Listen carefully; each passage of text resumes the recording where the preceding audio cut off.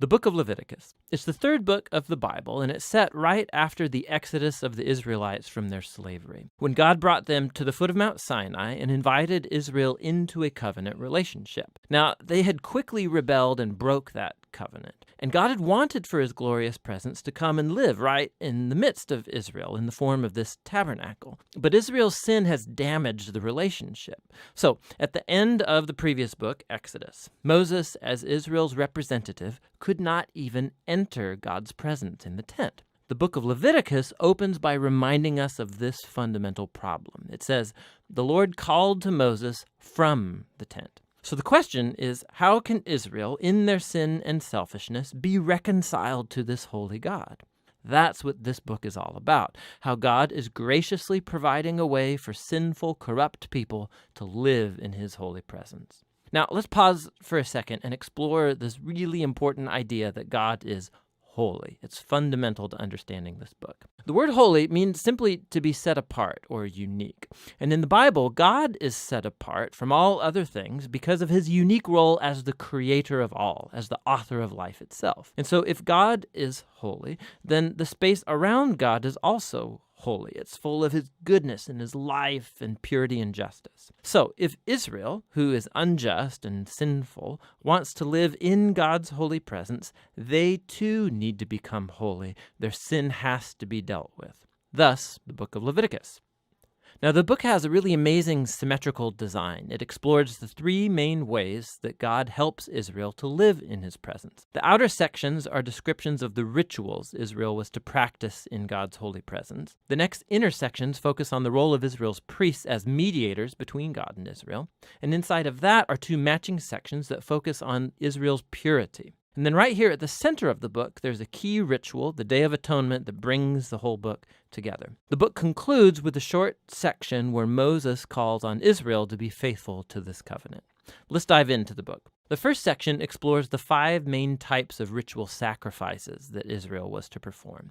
2 of these were ways that an Israelite could say thank you to God by offering back to God these symbolic tokens of what God has first given them. 3 other sacrifices were different ways of saying sorry to God. So here an Israelite would offer up the lifeblood of an animal while confessing that their sin has created more evil and death in God's good world. But instead of destroying this person, God, of course, wants to forgive them. And so this animal symbolically dies in their place and atones, which means it covers for their sin. And so through these rituals, the Israelites were constantly being reminded of God's grace, but also of his justice and of the seriousness of their evil and its consequences. The second set of rituals lays out the 7 annual feasts of Israel.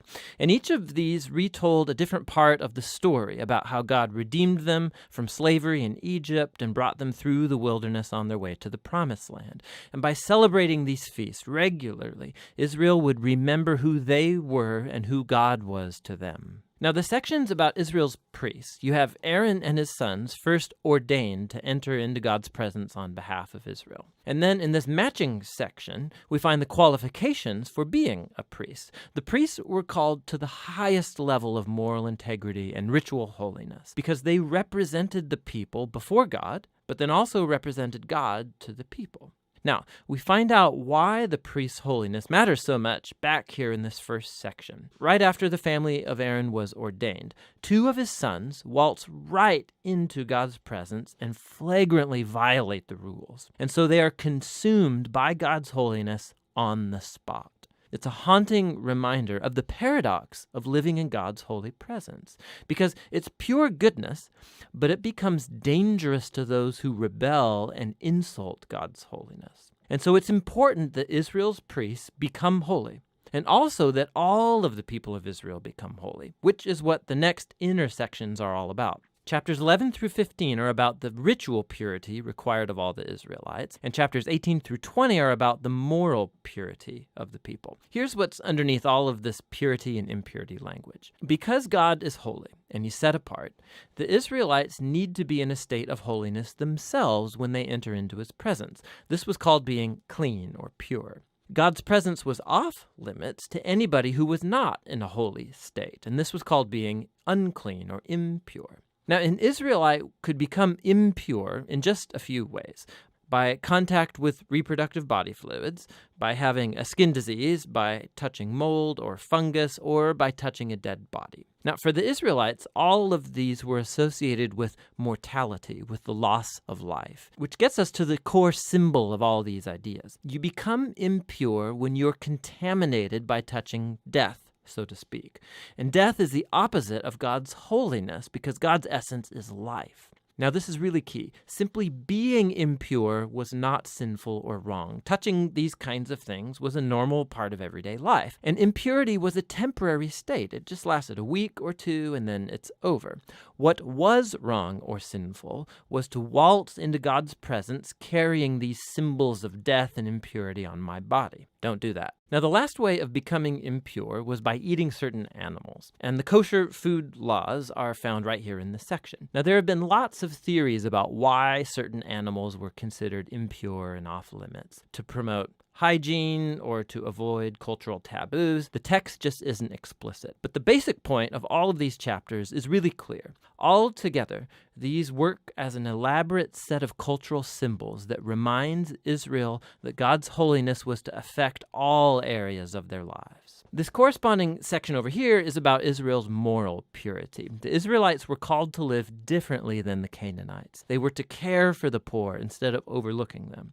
They were to have a high level of sexual integrity, and they were to promote justice throughout their entire land. Now, here at the center of the book, we find a long description of one of Israel's annual feasts, the Day of Atonement. Odds are that not every Israelite's sin and rebellion would be covered through the individual sacrifices. And so once a year, the high priest would take 2 goats. One of these would become a purification offering and atone for the sins of the people. And the other was called the scapegoat. The priest would confess the sins of Israel and symbolically place them on this goat, and then it would be cast out into the wilderness. Again, this is a very powerful image of God's desire to remove sin and its consequences from his people so that God can live with them in peace.